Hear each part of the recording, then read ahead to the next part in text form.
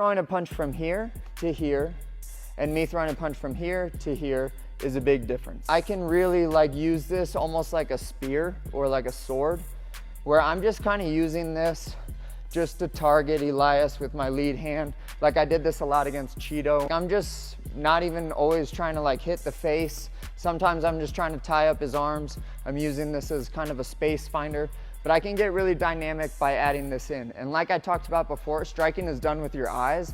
It's a video game.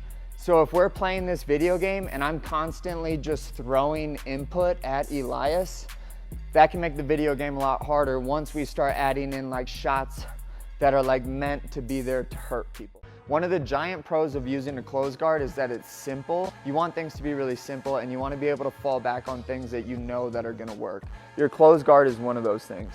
One of the kind of cons to this thing is that us as humans, we're not made to move around with our hands glued to our face. A lot of the things that we do in our movements and us like catching balance and when we're running or anything that requires some type of athletic movement, usually we have to do something with our arms.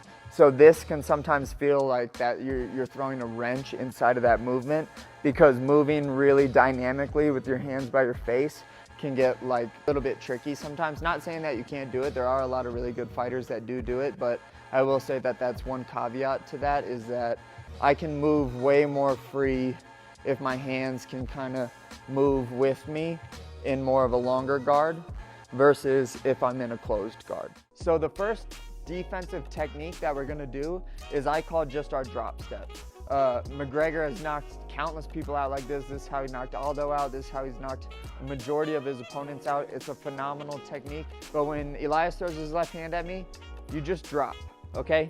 I don't like dropping straight back because that still gives like an ability for him, like if he over punches, to still hit me. But also like if he goes to throw more than one attack and I just drop step straight back, that attack will sometimes hit me, okay? But when I take a 45 at the same time that I drop, go ahead, boom, I'm a lot safer to like other attacks, but also it makes him miss a lot more too.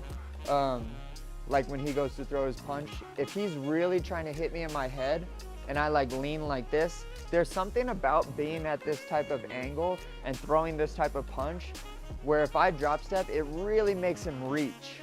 And a lot of the times in that reaching makes it so that he's out of position longer than if he were to just throw like a short left hand. Boom, not move that much, not that committed.